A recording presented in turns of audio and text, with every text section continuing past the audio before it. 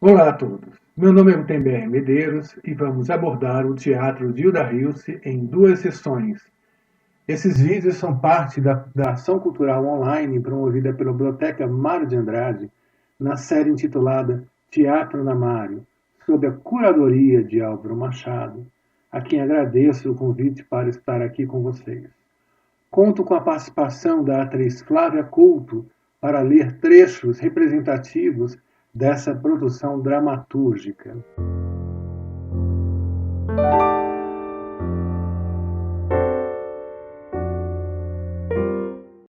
Senhoras e senhores, olhai-nos.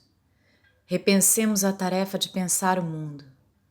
E quando a noite vem, vem a contrafacção de nossos rostos. Rosto perigoso, rosto pensamento sobre os vossos atos. Há muitos, os poetas lembrariam que o homem não é para ser engolido por vossas gargantas mentirosas. E sempre um ou dois dos vossos engolidos deixarão suas heranças, suas memórias. A ideia, meus senhores, é a mais brilhosa, do que o brilho fugaz das vossas botas. Cantando o amor, os poetas da noite repensam a tarefa de pensar o mundo, e podeis crer que há muito mais vigor no lirismo aparente, no amante fazedor da palavra, do que na mão que esmaga. A ideia é ambiciosa e santa, e o amor dos poetas pelos homens é mais vasto do que a voracidade que nos move, e mais forte há de ser quanto mais parco aos vossos olhos possa parecer. O teatro completo de Hilda é composto de 8 peças escritas entre 1967 e 1968. Além da importância dessa produção para o teatro nacional, é vital compreender essa etapa como a transição da poesia para a prosa poética da autora. Começaremos com uma perspectiva histórica necessária, e aqui priorizamos especialmente a carpintaria de texto de Hilda, construída a partir da leitura de peças, especialmente de Anton Chekhov e Bertolt Brecht. Também abordaremos 3 das 4 primeiras peças de Hilda: A Possessa, Rato no Mundo, ambas em 1967, e O Alto da Barca do Camiri, de 1967 também. Na sessão seguinte, abordaremos O Novo Sistema, Aves da Noite e O Verdugo e A Morte do Patriarca, escritas entre 68 e 1969. Além das pesquisas que empreendo há anos sobre a autora, tive a oportunidade de ser seu aluno nas disciplinas sobre o teatro na obra de Hilda, em 1987, no Instituto de Artes da Universidade Estadual de Campinas. Hilda Hilse teve extensa produção em poesia, teatro e prosa poética, além de crônica, ao longo de 54 anos. Num primeiro momento, expõe o quadro informativo de como surge essa etapa dramatúrgica, os principais elementos que norteiam a sua confecção, e no segundo momento dessa apresentação de agora, trechos representativos na voz de Flávia Couto. 1964. Hilda Hilse mora em São Paulo, no bairro de Perdizes. Em abril acontece o golpe civil-militar, que derrubou o governo João Goulart. Hilda mesmo falava que até então não tinha grandes preocupações de ordem política no geral. Mas esse fato importantíssimo provocou uma mudança do seu ponto de vista, da sua visão de mundo. Especialmente quando ela recebeu em sua casa um perseguido político na época chamado Mário Schember. Mário foi deputado estadual por 2 vezes pelo estado de São Paulo, inclusive sendo constituinte em 1946. Em 1964, uma semana após o golpe militar, Mário foi preso e colocado em liberdade apenas por 2 meses e depois, após sua libertação, e vários processos foram movidos contra ele. Até que conseguiram decretar a sua prisão preventiva. Manteve-se escondido por 5 meses em casa de amigos. No final dessa fase, ele se entregou e mais tarde foi absolvido. Nessa temporada em que ele ficou escondido em casa de amigos, ele ficou na casa de pelo menos 2 pessoas muito próximas a ele.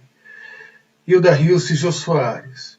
Também é bom lembrar que Mário Schember era um intelectual muito atuante. Ele foi o fundador do curso de Física da Universidade de São Paulo, nos anos 30, e se notabilizou como um crítico de arte, de uma compreensão muito grande das mais variadas esferas artísticas circulando facilmente nesse meio. Nessa fase, a Hilda vivia numa casa que vivia eternamente em open house, ou seja, a qualquer hora do dia ou da noite ou da madrugada, ela podia receber amigos da alta sociedade que ela frequentava, amigos artistas, intelectuais, jornalistas, e durante essa etapa que ela recebeu o Mário Schember, o debate que havia na casa dela com os artistas e com o Mário era efetivamente cunho político, ou seja, os rumos da barbárie que estava se implantando no país. E aí a Hilda teve um verdadeiro batismo de sangue para abrir seu campo de visão sobre essa realidade. Em 66 é um ano muito importante porque ela constrói a sua casa pedindo uma parte da herança em vida da mãe, que tinha uma fazenda nas imediações de Campinas, constrói a sua casa do zero, com o seu então companheiro Dante Gazarini, escultor, e que ela batizou de Casa do Sol. Justamente lá, na Casa do Sol, que ela construiu pensando em viver e construir uma obra realmente mais consistente do que ela tinha escrito até então. Os meus trabalhos que ela realiza na Casa do Sol é justamente o seu teatro, em que ela buscava o quê? Ante essa barbárie, ela pensava em ter uma comunicabilidade mais imediata para discutir essa realidade e discutir esse descaminho que estava acontecendo no país. A poesia ela tem um tempo muito longo para chegar até o leitor. Ela precisava de algo mais premente, mais imediato. Então ela escolhe o teatro, que ela nunca tinha pensado em realizar e era espectadora eventual. Ela veio para São Paulo, varreu todas as livrarias paulistanas, adquirindo tudo que encontrou Deus sobre teatro, e começou uma profunda pesquisa do que era aquela manifestação artística para poder se localizar. Hilda lembrava que 2 autores foram especialmente importantes para aprender a carpintaria dramatúrgica: o russo Anton Chekhov e o alemão Bertolt Brecht. No Chekhov, ela dizia que conseguiu aprender, perceber um diálogo muito enxuto que procurava a palavra essencial, uma busca que já havia na poesia dela. Além do que, diálogos muito bem construídos. Mas o Brecht foi muito mais importante para ela em termos de impacto, porque ela percebeu que poderia fazer o que ela melhor poderia. Brecht apresentava uma centralidade da poesia no seu teatro. Aí ela se achou.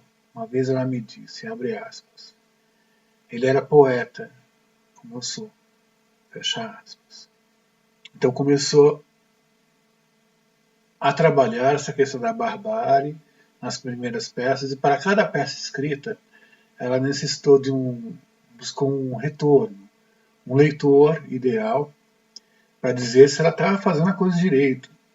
E ela buscou esse interlocutor, um grande amigo de anos, chamado Alfredo Mesquita, fundador da Escola de Arte Dramática, um dos grandes incentivadores do teatro brasileiro, e que era amigo dela desde 1947, quando Alfredo tinha a tradicional livraria Jaguar nas imediações da Praça da República, e ela com 17 anos entrou naquela casa de livros para achar publicações em francês de Jean-Paul Sartre, Simone de Beauvoir e Albert Camus. Então, para cada peça escrita, ela mandava cópias dos originais para Alfredo.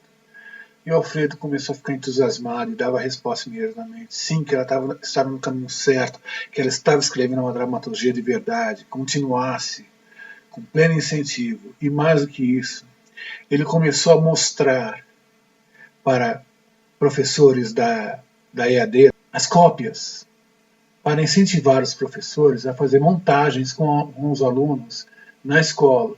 E assim foi. As primeiras montagens foram de grupos dentro da escola de arte dramática.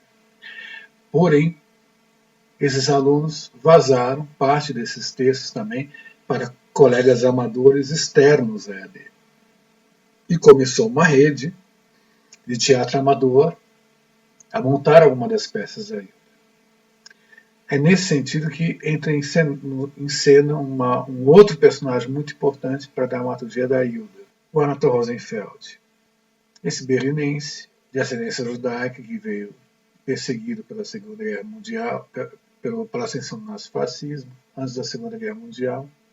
Ele vem para São Paulo, primeiro trabalha como comerciante no interior do Brasil, especialmente Mato Grosso, vendendo gravatas, representando uma fábrica de gravatas paulistana. Para nos anos 50 ele se restabelecer em São Paulo e começar a colaborar na imprensa. E em 1956 ele começa a ter uma coluna fixa a letras germânicas no então suplemento literário do jornal O Estado de São Paulo, é um dos principais do país, editado pelo não menos importante Décio Almeida Prado, que foi o que profissionalizou a crítica teatral no Brasil e foi depois professor da EAD também e do curso de artes cênicas da Universidade de São Paulo. Então o Anatol, ele começou a ver alguma das montagens em teatro amador de peças da Hilda e ficou muito entusiasmado com o que viu. E o entusiasmo dele se reflete numa fala de 1968, durante um curso que ele deu sobre teatro contemporâneo, em que ele sintetiza a Hilda e o teatro dela. Faz um teatro mais ou menos religioso, é poetisa, de grande importância em São Paulo. Lançou-se no teatro e firmou-se nos círculos que já a leram. É um teatro diferente do que se faz aqui. Não é realista. Tem parábolas, abstrações. Lembra de Remat, Frisch e denota grande inteligência e preocupação com a coagulação da geração mais velha. É engagé, mas não política. Poeta pura, renovou o diálogo poético, dando-lhe grande nobreza e usando versos ocasionalmente. Sim, é um teatro que eles chamam de teatro religioso, na verdade, pensar os limitantes do humano. Então ela tem Deus no meio dessa equação para pensar a condição humana. Além disso, apontar o uso de parábolas e abstrações, e ele faz um paralelo com dois dos maiores dramaturgos de língua alemã de pós-guerra, o Friedrich Dürrenmatt e o Max Frisch. Ou seja, isso foi um grande elogio do Anatol para a dramaturgia da Hilda. E o fato dela denotar grande inteligência é o que ele percebeu em outros textos, inclusive ele explicita em outros textos, de que a Hilda faz um teatro de ideias e da palavra, ou seja, tem um arcabouço filosófico de pensamento muito forte no teatro da Hilda. Além disso, ele faz uma observação muito importante. É engagé, mas não política. Aí você precisa pensar, em 1968, como é que era o teatro daquela época e as discussões que aconteciam no meio. Quando se falava em teatro e política, ou teatro político, geralmente era o teatro que estava na órbita do movimento de esquerda, principalmente ao Partido Comunista, como, por exemplo, a dramaturgia do Guarnieri, que era evidentemente política. E ele usa um termo em francês para definir a Hilda, que era o engagé, ou seja, engajada. Engajada em que sentido que se usava na época?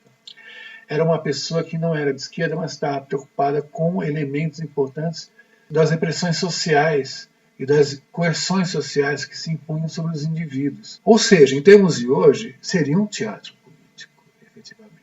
Por quê? Porque é uma vocalidade que se expressa no seu sentido estresse de política. É uma voz que emergem na polis, na cidade, para pensar os destinos desse grupo social. E isso o teatro da Hilda fez. Entre os fatores mais fortes e presentes que existem no teatro da Hilda estão marcas nitidamente do teatro expressionista alemão. Eu vou apresentar uma definição muito interessante do poeta alemão Heinrich Rilke, que era de preferência especial da Hilda. O palco expressionista pretende apresentar a radiografia do ser humano e da situação social.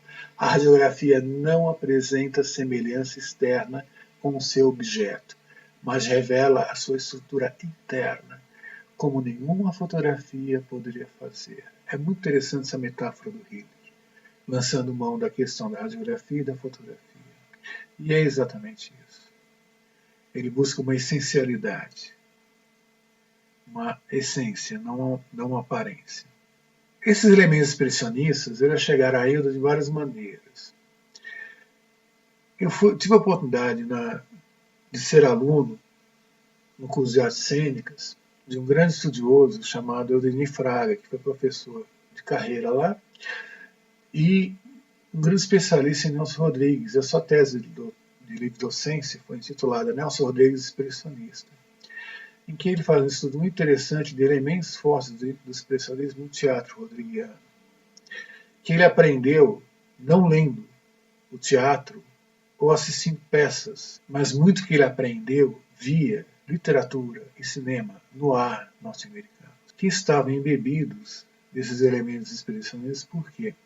Com a ascensão do nazismo em 1933, uma legião importante de produtores, diretores, técnicos, artistas de cinema e teatro expressionista migraram, se exilaram, porque eram quase todos de esquerda.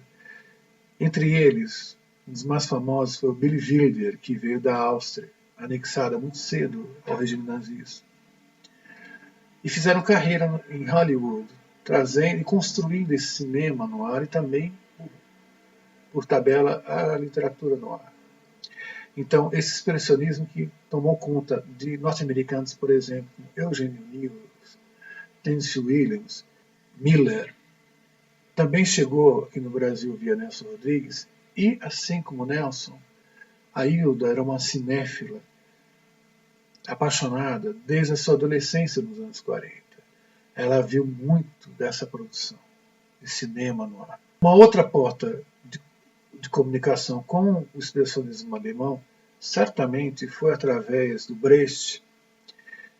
O terceiro volume de coletâneas de obras do Brecht, que a Hilda leu na edição portuguesa, está lá a primeira peça que ele escreveu em 1918, chamada Baal, que traz fortes elementos expressionistas. Em 1954, o Brecht, fazendo um balanço dessas primeiras peças, ele fez uma afirmação interessante sobre Baal. Ele, no caso o personagem Baal, é asocial, mas numa sociedade asocial. É uma síntese muito interessante, por quê? Porque Baal é um poeta, é um boêmio, um ser completamente desviante e que vive completamente desvinculado com os valores sociais da sua época, na Alemanha de pós-Primeira Guerra Mundial.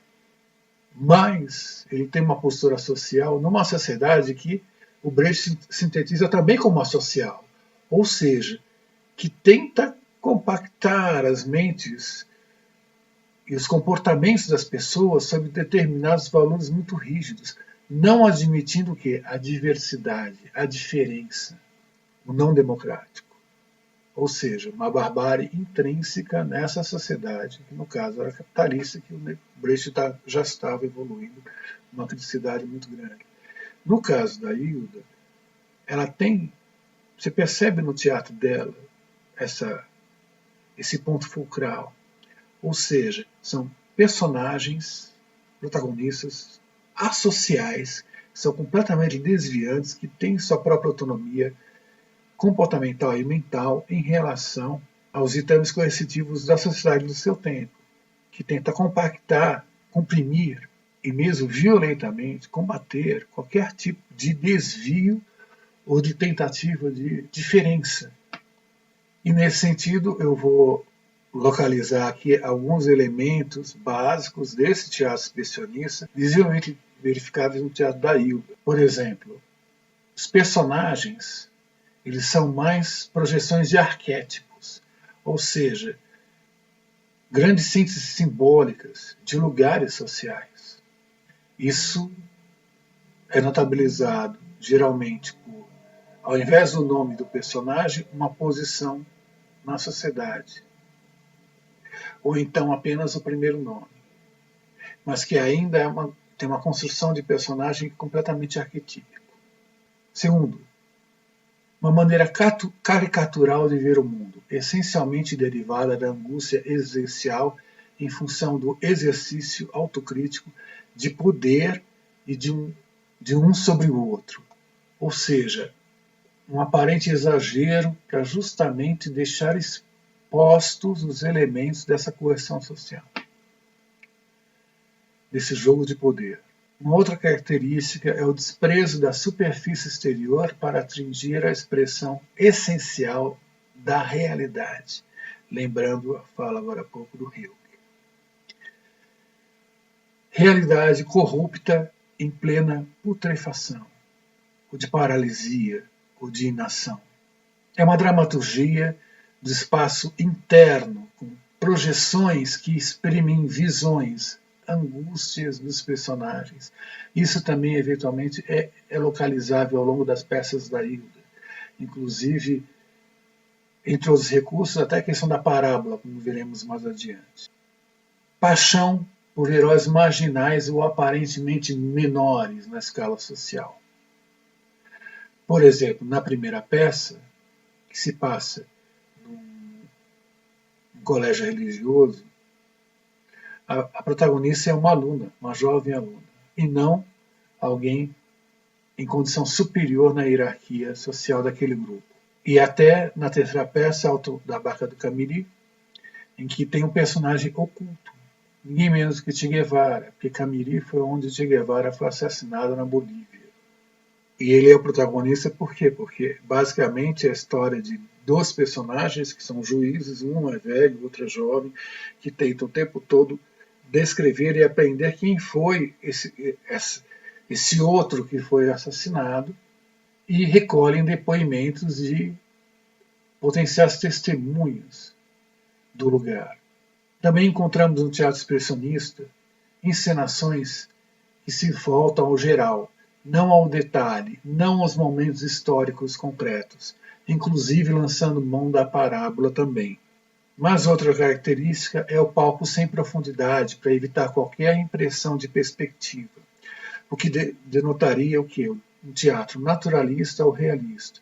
E por fim, ainda sobre o palco, os palcos são meio bidimensionais, quase chatos, porque eles dão um contexto básico aos personagens, como silhueta, captados pelo foco de luz, e a luz é um elemento muito importante de dinâmica teatral que também está presente no teatro da Hilda. E por vezes, nesse jogo de luzes e de silhuetas, como visões oníricas e de arquétipos, na verdade, distanciados de qualquer representação real. Aqui vemos uma foto de Hilda em 1966, já na Casa do Sol, quando ela estava começando a escrever essa produção dramatúrgica.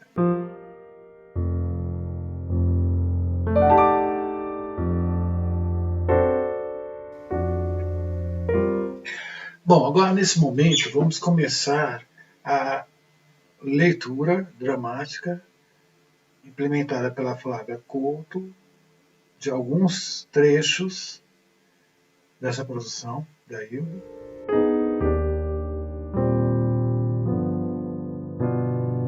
Já nas observações iniciais que a Hilda faz antes do texto dramatúrgico, ela faz a seguinte definição, aspas, esta peça não pode ser tratada de forma realista. Isso é muito importante, ou seja, ele tem um certo ar assim de sonho mesmo, de vários planos de projeções interiores.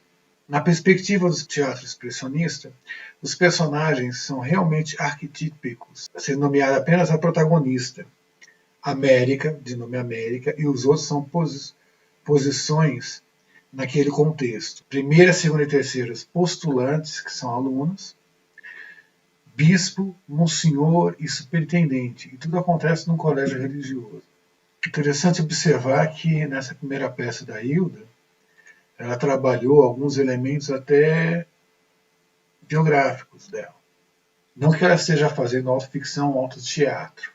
A América é uma jovem aluna que pensa por si própria e questiona o mundo em que vive e chama a atenção de todos, desde as alunas mais jovens até dos seus superiores, de madre, de monsenhor, de certa forma um desdobramento da própria Hilda, que estudou ciclo básico do antigo primário e ginásio no Internato Santa Marcelina, aqui em Perdizes, em São Paulo, que era um internato para as moças de famílias ricas. Um colégio de freiras muito tradicional, mas muito repressor. E a Hilda, ela gostaria de lembrar de que era uma aluna assim, que estava sempre desafiando as freiras, sempre fazendo perguntas desagradáveis. Para as freiras, né? Mas ela estava questionando o quê? Questionando dogmas, questionando toda aquela visão de mundo que lhe era imposta. A empresa, segunda cena. As mudanças de cena são muito rápidas. Luz intensa sobre o plano A, onde já está a América e o Monsenhor. Cadeira negra de espaldar muito alto para o Monsenhor e um banco para a América. Minha filha, certas condutas podem parecer inofensivas, mas não são. Às vezes nem sabemos o mal que provocamos. Você me compreende? Sim, Monsenhor. Bem, a informação que tive da superintendente foi de que você tem muita influência entre as suas colegas de classe e também entre as postulantes. Isso é bom? Uma vocação de liderança? No entanto, é preciso saber aproveitá-la. Conduzir, sim, se isso foi lhe dado, mas em direção a um caminho certo. Você me compreende? Sim, Monsenhor. E tem sido esta a sua conduta? Monsenhor, eu digo as coisas que eu penso, só isso. Se elas são más, eu não sei. Muitas vezes eu nem sei quem eu sou, mas eu penso que não há mal nenhum em perguntar o que não se entende. Eu gosto de fazer perguntas, mas a irmã superintendente quase nunca me responde e sempre se aborrece comigo. Assim é que começam as coisas, com as perguntas. Que espécie de perguntas você faz? Perguntas? Sei, me diz uma delas. Uma que ela se aborreceu foi sobre a Nossa Senhora. O que é sobre a Nossa Senhora? Eu perguntei como é possível existir a frase a Nossa Senhora foi virgem antes do parto, no parto e depois do parto. Não nos cabe o julgamento dessas revelações, é preciso ter fé. Mas eu penso. Mas a fé não pretende que você deixe de pensar. A fé não pretende que você abdique da sua inteligência. Mas isso não é lógico. Como posso acreditar numa coisa que é absurda? Todo mundo sabe que é impossível ser virgem e dar à luz. Há verdades imutáveis, divinas. Aos poucos, pela fé, todas as dúvidas tornar-se-ão verdades também no seu espírito. Entendeu? Mas, Monsenhor, o mais importante no momento é que não é bem esse tipo de pergunta petulante que aborrece as irmãs. América, eu sei que você é inteligente. É preciso agradecer a Deus essa qualidade. Mas é preciso também submissão diante dos superiores. Fazer perguntas não é tão grave, sempre haverá respostas. Mas querer fascinar pela argúcia, abusar de uma qualidade vital pode tornar inquieto o coração dos outros. Inquietude de início e depois você compreende, as pessoas jovens são propensas a dar crédito a um certo brilhantismo. Você é quase brilhante, não é? Mas não tem retaguarda, não tem embasamento. E pode confundir-se e confundir os outros. As alunas e as postulantes são muito jovens, podem fantasiar a seu respeito, podem querer partilhar desse seu brilhantismo, e isso não é o desejo dos superiores. Você compreende? Todas estão perturbadas, modificaram-se. E esse primeiro trecho, ele acontece num diálogo entre a América e o Monsenhor, essa entidade representante de poder. Ele tenta compreender o que aquela aluna está pensando e falando para suas colegas, aquela jovem aluna. E ele percebe que ela é completamente diferente de todos. E o representante desse sistema opressor se notabiliza cenicamente por ocupar uma cadeira negra de espaldar muito alto, e a América, a aluna, um simples banquinho, configurando assim uma nítida relação de poder, seguindo uma premissa do cenário extremamente econômico do expressionismo alemão. América, nesse diálogo, se define pela sua postura de dizer coisas que pensa. Aspas, muitas vezes eu nem sei quem sou, mas penso que não há mal nenhum em perguntar o que não entende. Ela já demonstra que a sua concepção de existência baseia-se exatamente no que pensa e expressa. Ela existe no seu próprio discurso em relação ao mundo ao seu redor. E esse diálogo expressa uma postura do sistema dominante de defender o que? A submissão do indivíduo em contraponto à América, e que defende o seu lugar como desviante, como aquela que não se enquadra nesse ser associal, para lembrar deste, aquela que não abre mão de pensar, de refletir. E para justificar a sua postura, elabora uma fabulação com a sua história de vida para expressar parte de sua visão de mundo. Destaco nessa fabulação como o irmão escreve histórias que o pai não entende, trazendo o conflito básico expressionista do filho em conflito com o pai decadente e violento. No segundo trecho, América se define a partir de uma parábola, recurso, como já dissemos, tradicional no texto dramatúrgico, foi utilizado por Brecht nessa dinâmica de alavancar, de ativar reflexões. América se coloca em identificação com o homem da parábola em questão, o sonhador, que olha e parte para a realização de uma utopia, transgredindo as normas que houve ao seu redor. E na utopia é o sem lugar, e é esta América que não tem lugar no seu mundo. O homem perguntou depois de parar de repente. Mas ela continua até lá, não é? A mulher, ouvindo a pergunta, levantou vagarosamente a cabeça, abriu os braços e respondeu. Ela quem? A estrada, mulher de Deus, o caminho. Ninguém me fez essa pergunta até agora, eu não sei, e também seria inútil. Mas mulher, eu sei que esse caminho continua. Justamente, esse não continua. Esse acaba aí mesmo onde você está, onde estamos nós. E não basta? O homem começou a falar novamente. Impossível, não está vendo? Olha como ele continua pela floresta e como é bonito. A mulher respondeu. Só os cordeiros passam por ali, os mansos. O homem olhou para os lados. Não haveria alguém por perto? Os cordeiros. E que teriam eles com tudo aquilo? Passou as mãos pela cabeça e depois segurou a mulher pelos braços. Essa resposta que a senhora me deu não tem sentido algum. Este caminho onde eu estou continua mais adiante. Houve um ruído de folhas, voltou-se. Seria um animal? Por um instante teve a impressão de que o olhavam e, movendo a cabeça para todos os lados, perguntou com voz altíssima: Vai até a floresta, não é? Ou pelo menos até uma parte. Sentiu um toque firme no ombro. Voltou-se. Um jovem de camisa aberta no peito.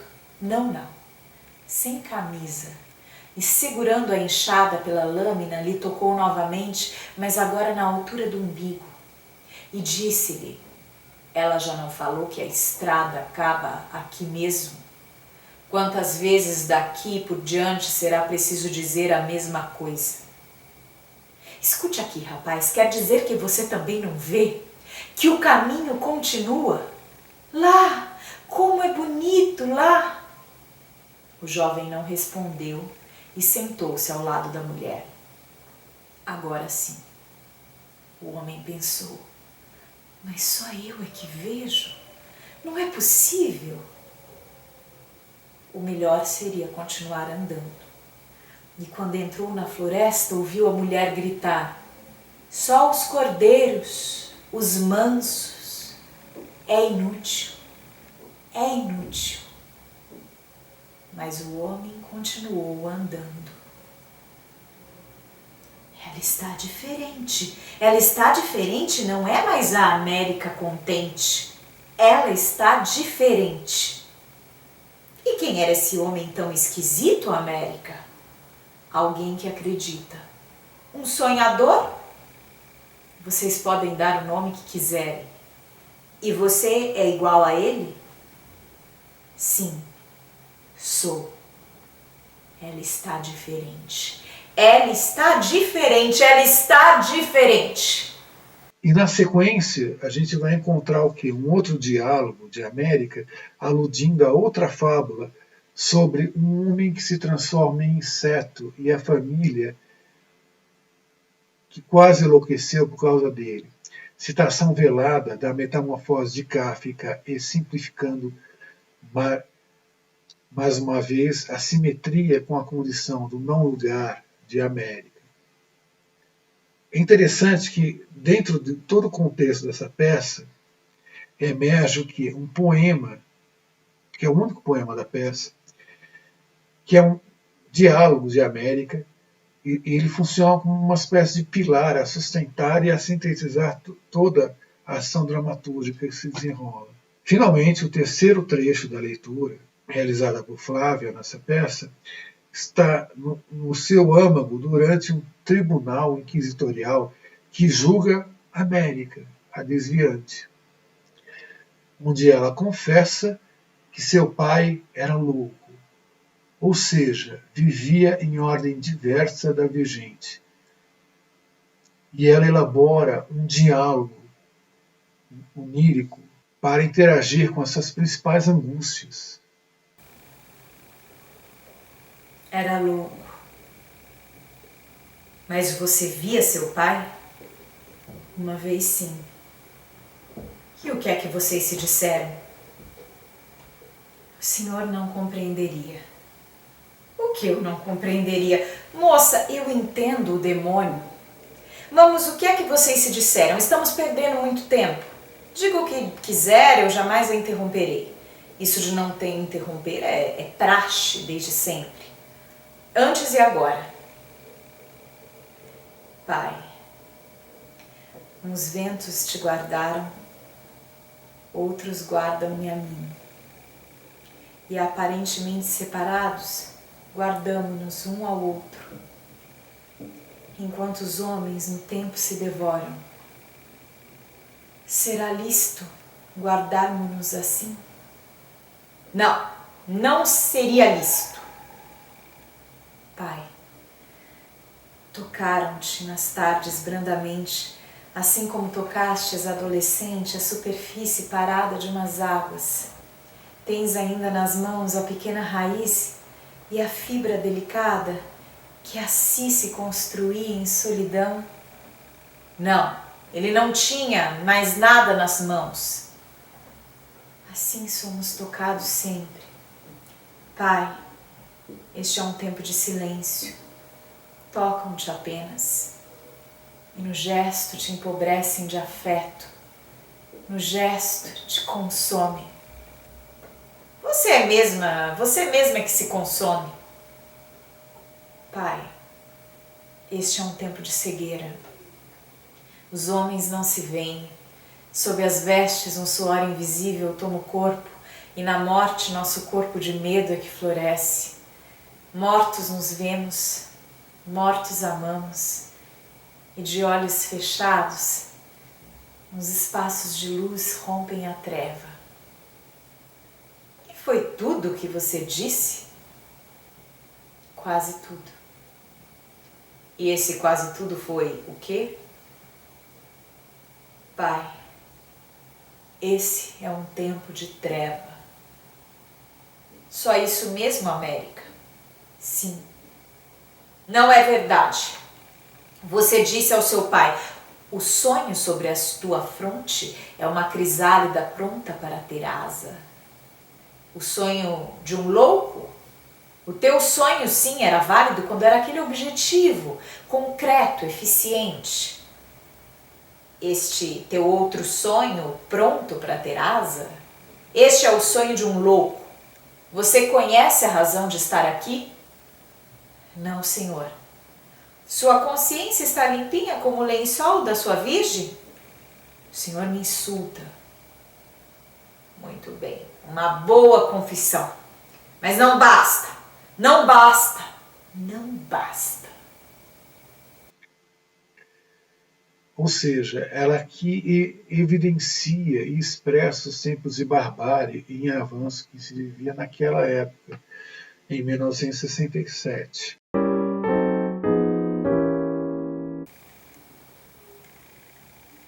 Mas tu serás assim tão velho e tão triste. E eu poderia ainda te cantar como um dia te cantei? Se algum irmão de sangue, de poesia, mago de duplas cores no meu manto, testemunhou seu anjo em muitos cantos, eu, de alma tão sofrida de inocências, o meu não cantaria? E antes deste amor, que passeio entre sombras, tantas luas ausentes e veladas fontes, que aspereza de tato descobri nas coisas de contexto delicado.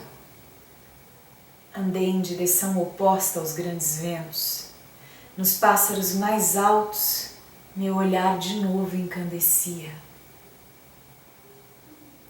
Eu fui sempre a das visões tardias, desde sempre caminho entre dois mundos, mas a tua face é aquela onde me via. Mas tu serás assim, tão velho e tão triste. Nessa segunda peça, continua o ambiente religioso, um convento de freiras. São 10 mulheres sendo identificadas como irmãs e as respectivas letras de A a I, e a irmã supervisora. Todas as ações se reduzem a cantos, rezas, confissões e diálogos entre elas, e aparentemente nada acontece. Aqui um possível paralelo com o teatro de Anton Chekhov. Pequenos e fugazes acontecimentos emergem. A freira H, possivelmente H de Hilda, é a que pensa, discute e tenta convencer as outras a saírem dessa clausura, discutindo o muro que sequer é visto. O palco é dividido em 2 planos mínimos: interior da capela com um cenário intuído de 2 castiçais, um banco e uma pequena janela. Já o segundo plano é uma cerca que estaria próxima ao muro. Nesse primeiro trecho, emerge a fala da irmã H, onde há uma dimensão lírica constituída em prosa poética, onde sintetiza seu deslugar no mundo e a sua criticidade. Por favor, por que você não inventa, meu Deus, uma culpa qualquer? Um pensamento tolo, qualquer coisa? Mas eu não posso. Você não vê que eu não posso? Eu não sei o que inventar. Depois, eu não consigo me esquecer deles. Você não entende? Deles. Mas o que adianta você se lembrar, nós nos lembrarmos? Eles se foram embora. Não há mais ninguém, não há mais nada que fazer. Ficamos nós nesse lugar. E havia o gato. Ele morreu agora. Tudo faz tão pouco tempo. Faz muito tempo, meu Deus, já faz muito tempo, muito tempo. E por que você acha que eles não podem voltar? Porque é uma coisa evidente, eles levaram todos. Você acha que não está bem claro que se nós ficamos, era para ficarmos? Mas para quê? Por quê? Não tem sentido algum. Mas você pode afirmar isso, deve haver algum sentido. Ai, aquele sol lá fora. Mas aqui tem uma árvore, tem água, tem alimentos. Onde você quer ir? Será que você não compreende? E se foi à toa que nós ficamos?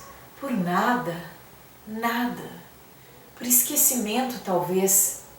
Por nada.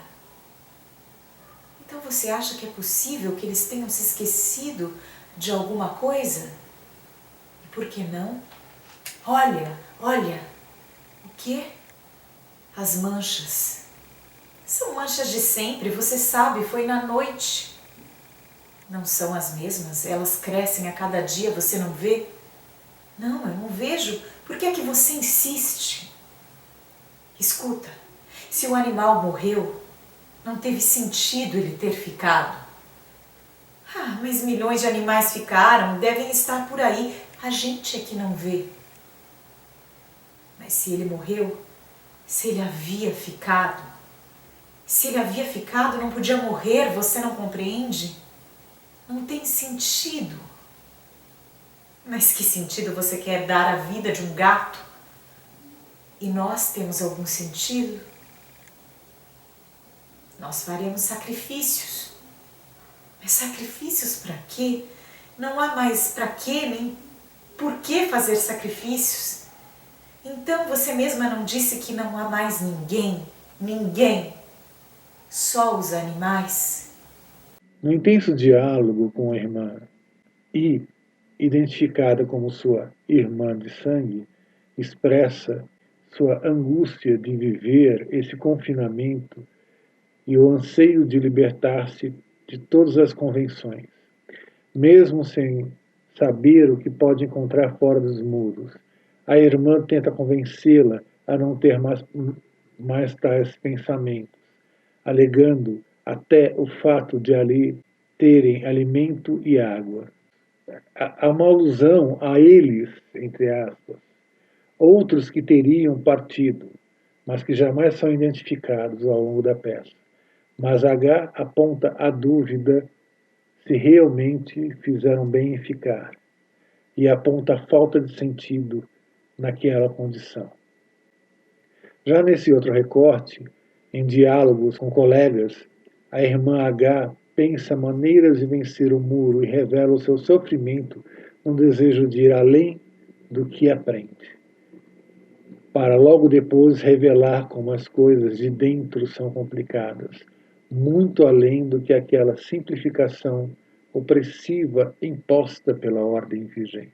Plano de capela. E por que seria? Porque eles tocaram o muro, não será? Ah, você viu também. Todas viram. Nós não. É porque vocês duas só veem a si mesmas e o gesto do outro fica inútil, invisível. Mas nós duas vimos os seres, não foi, minha irmãzinha? Sim, é preciso esquecer, mas vimos. Mas não perto do muro. É, isso não. E por que seria? Talvez porque para a senhora o muro é maior do que devia. E para mim, eu não perco jamais a esperança, eu já disse, se houvesse cordas, ainda que as houvesse. Por quê? Porque a senhora fala assim. Não vê que eu sofro, que eu desejo tanto ir além do que me prende? E a senhora iria sem ela?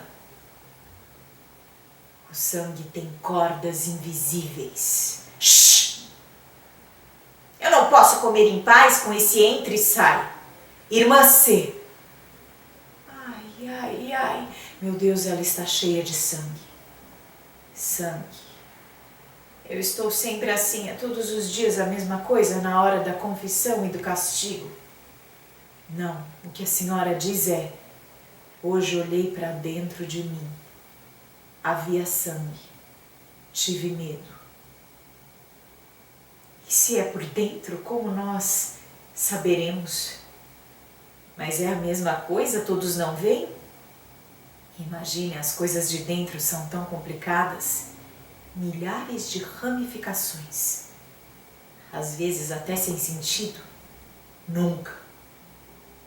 A luz do sol é a que nos faz ser assim como somos.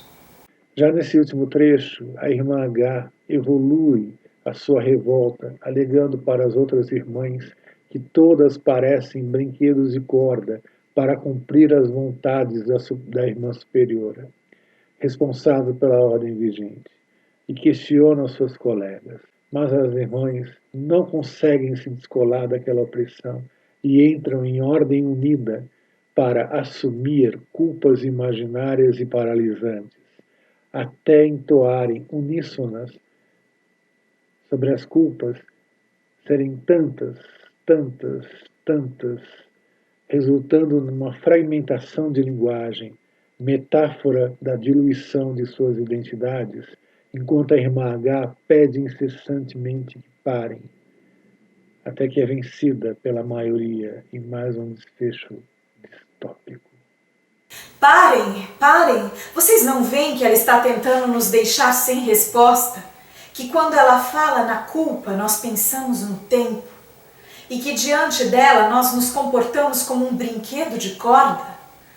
Que estamos fartas de ficar diante da morte e da renúncia? Olha o rato! O rato é você que deseja subir e ver.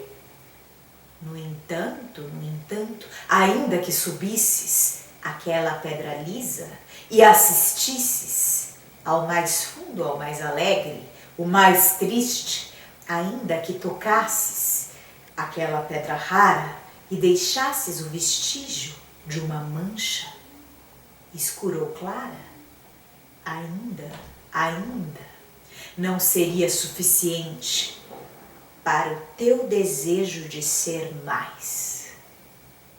E mais, e mais, como a tua vontade enorme de comer. Ó Senhor, de todas as nossas culpas entristecei-vos.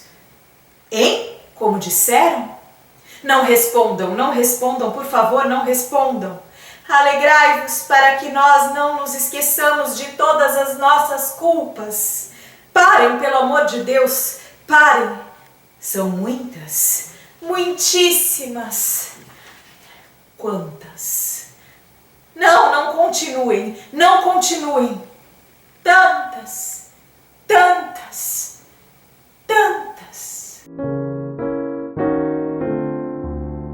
9 de outubro de 1967 foi uma data que repercutiu em todo o mundo, quando o exército boliviano matou Ernesto Che Guevara e fotos do corpo crivado de balas providenciadas pelo próprio governo percorreram jornais, revistas e canais de televisão.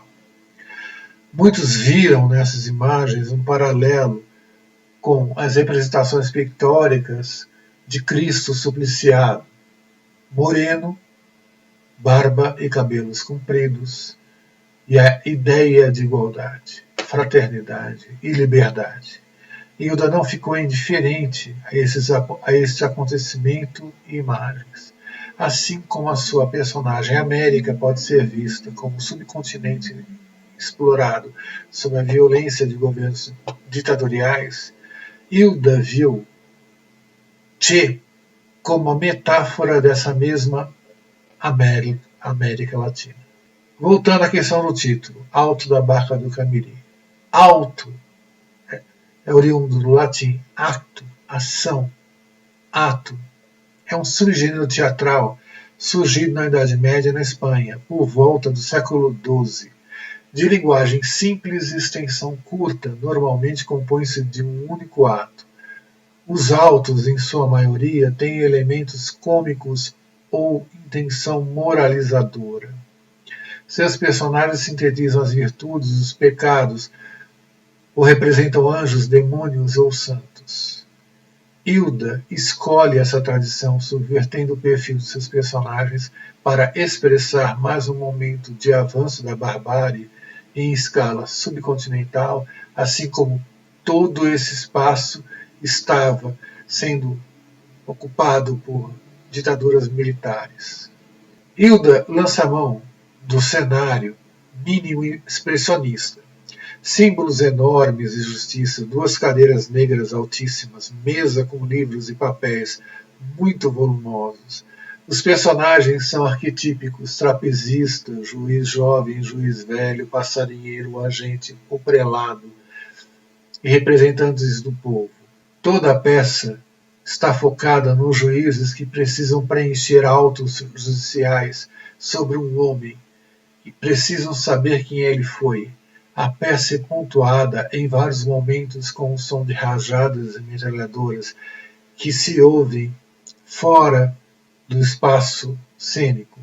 E ambos os juízes continuam sempre impassíveis, sem esboçar reações.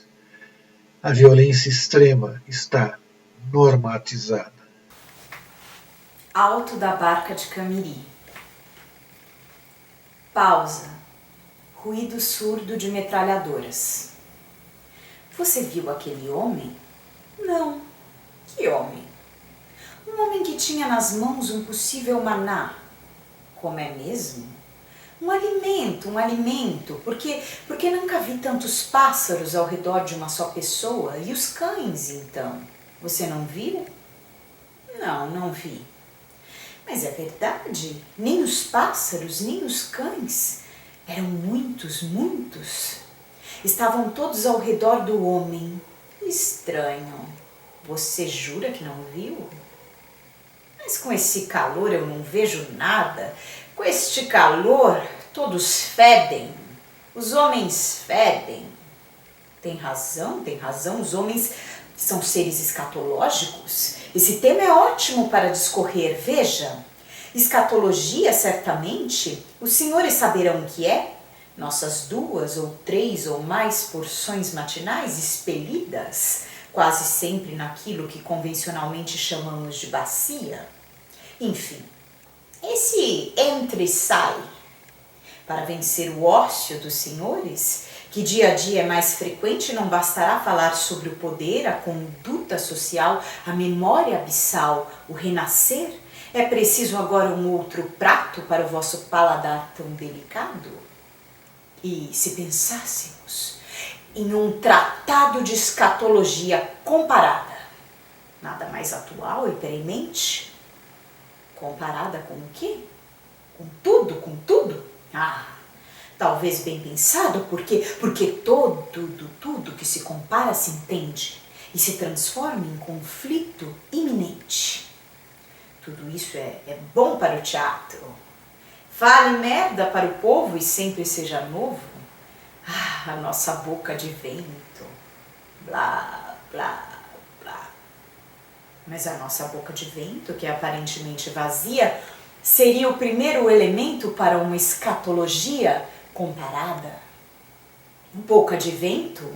Na verdade, 2 bocas do nada, partindo do nada, chegaríamos a infinitas conclusões. Depois do nada, vem tudo de mão beijada. A cultura. Espere, você sabe que o verme come o homem e a cultura de material abundante seria no futuro a nossa única forma de leitura, cultivar a matéria. Ler a matéria, o mundo se transformaria num grande laboratório de análises. Acostumar as narinas já de início, ficaríamos todos livres da parasitose? Depois, quem sabe o que se descobriria na matéria? Quem sabe o quê? Problemático. Haveria entre os povos um apetite mais acentuado, um recrudescimento no comer. Por quê? Ora, é evidente, comer muito para muito ler. E a época é de contenção. E será sempre. Você acha? E depois esse teu tratado pode gerar confusão. Por quê? Porque se você abrir um dicionário, verá que a palavra escatologia tem dois sentidos. Um é essa tua matéria, está certo. O outro faz parte da teologia. Escatologia, doutrina das coisas que deverão acontecer no fim do mundo. Mas está perfeito.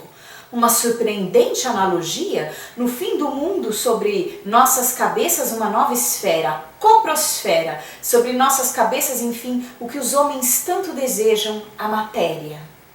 Você não se entusiasma? Sobre nossas cabeças como um novo céu, a merda? Escatologia pura. Nesse primeiro trecho, os dois juízes logo revelam seu papel de excluir a clemência de qualquer forma, ou seja, é a mão ditatorial do Estado a se fazer sentir. Logo seguido por rajadas metralhadoras, a confirmar esse posicionamento. E eles começam a especular sobre o homem que teria nas mãos um possível maná. Para eles, todos os homens fedem, para alavancar aí uma digressão sobre escatologia, em seu sentido duplo, ou aludir ou manusear excretos, ou ainda a noção de apocalipse, de final de mundo. Quase uma parábola dialogada a projetar elementos da condição humana. O humor de Hilda emerge com metalinguagem. Aspas. Isso é bom para o teatro. Fale merda para o povo e seja sempre novo. Fecha aspas. Às vezes é difícil lembrar que essa peça foi escrita apenas em 1967. Nesse segundo trecho, a poesia adensa a dinâmica teatral. O passarinheiro fala do homem que ressuscita, mas ressuscita enquanto ideia, ideal, sob a metáfora do pássaro, signo de liberdade. Ouve-se a voz do agente. Eu quero entrar, eu quero entrar. Mas é impossível continuarmos com esse homem a gritar. Ele não viu o homem, ele não viu o homem, eu vou morrer de fome. Ele quer me obrigar a dizer que não vi. Por quê? Porque se o homem existe, como eu vi, e começa a ressuscitar, seja o que for, homens ou bem-te-vis, ele morre de fome. Mas o homem ressuscitou alguém? Ressuscitou um pássaro. Era uma ave contente, canora, que o trapezista me deu de repente. Tinha 3 plumas raras entre os olhos e o peito era tão claro, branco de sol, sol do meio-dia. Ai, que presente! Bem, e como esse pássaro morreria? Ai, excelência! Numa tarde de águas a ave estremeceu. Batia as asas e um pio tão dolorido se ouvia, como um grito de gente. Que coisa é a morte de um pássaro? Ruído surdo de metralhadoras. O senhor nunca viu? Que olhar, santo Deus! Se eu não soubesse que os homens também morrem, nunca perdoaria essa morte sem nome, esse bater-se, esse esgarçar-se. Então morreu. Pranteei de tal jeito que se eu não me soubesse tão leal, diria que passei todo o amor que tinha para o pobre animal. Mas aí vi o homem, excelência. Foi como se a divina providência de mim se apiedasse. Pedi, homem que eu não sei de onde vem, sossegai-me. E transformai o pássaro no que era, garganta de luar, peito de primavera. O homem abriu as mãos e nesse instante dessa tarde de águas fez-se o sol, tênue. A princípio, mas bastante para aclarar-me o rosto, excelência. O sopro desse homem no pequenino corpo e um sol tão absurdo, tão crescente nessa tarde de águas, e súbito que vejo um esticar de asas, um espreguiçar-se de pássaro, como se voltasse de um sono simplesmente, e que canto, um canto sobre o ombro do homem, um canto de alegria, comprido, e depois mais um, mais dois.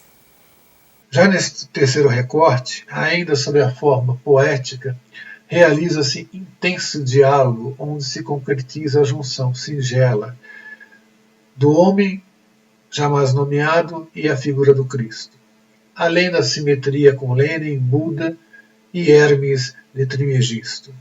A sua tentativa de materializar a utopia de libertar o humano da opressão generalizada. Aqui Hilda dialoga com outro escritor filósofo que muito admirou, o grego Nikos Kazantzakis, especialmente em seu Cartas a Ilírico. Uns viram-no falar, outros disseram que é mudo.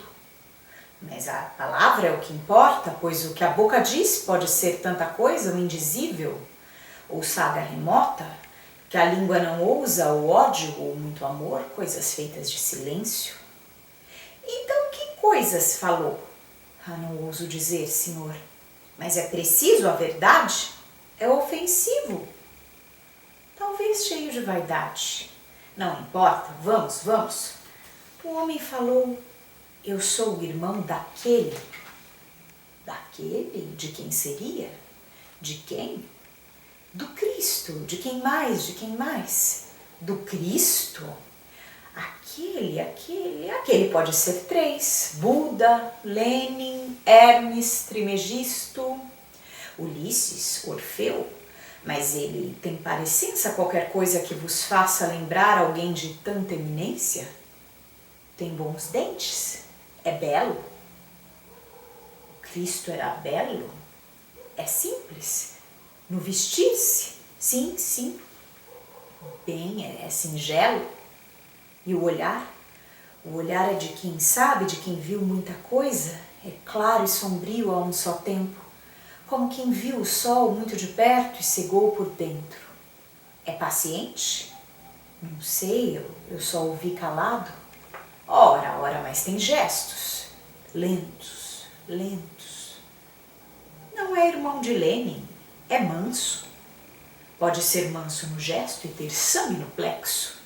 Deixe-o vir até mim. Nesse último recorte percebe-se outra metáfora forjada ao homem sob o termo canto, que se desdobra em vários sentidos de cunho lírico.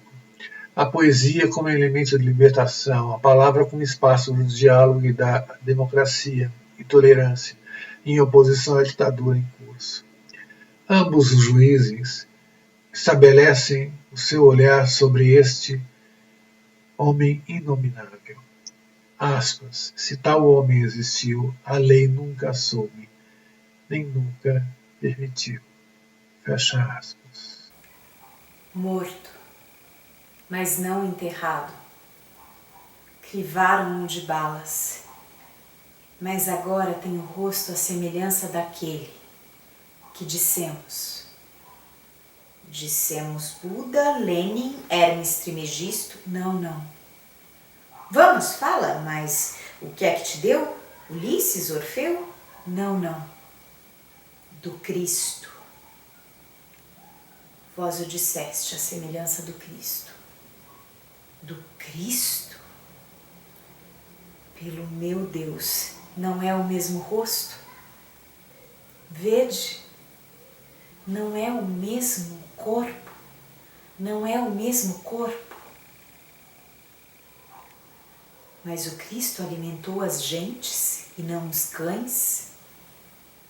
Mas dizem que o homem chegou a isso por imposições, que quem o viu falar jamais o entendia, que aqueles para quem ele vivia tinham rostos de pedra olhavam-no com espanto. Pelos milagres que fazia? Não, pelo seu próprio canto. Ele cantava? Não como entendeis o canto. O canto era de dentro, imenso, tão largo, que seria necessário muito tempo para que os ouvidos entendessem, muito espaço para que o coração de todos se alargasse. Coração? O coração? O canto só se ouviria se o coração de todos com ele cantasse. E não cantaram? Não. Não. Ai, eu quero subir. Eu quero subir. Trapezista, essa asa na lei não está prevista. Prelado, nossa sentença será convincente, com toda a decência. Se tal homem existiu, a lei nunca o soube, nem nunca o permitiu. Chegamos até aqui no final dessa primeira videoconferência com uma plena certeza. Hilda Hilst forjou um teatro feminino, com plena vocalidade de personagens femininos. Além disso, é um teatro político, dos mais necessários nos tempos atuais, em que vivemos todos discriminações, violências de Estado, a promover o avanço da barbárie, até constantemente conjurando todo o passado do golpe civil-militar de 1964, a ponto de homenagear torturadores em pleno palácio do governo.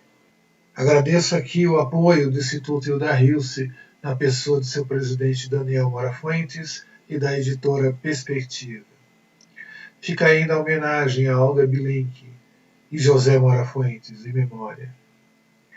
Terminamos a sessão destacando que todo este movimento político de Hilda Hilst não ficou circunscrito em seu teatro, mas continuou ao longo de sua obra em prosa poética, poesia e crônica.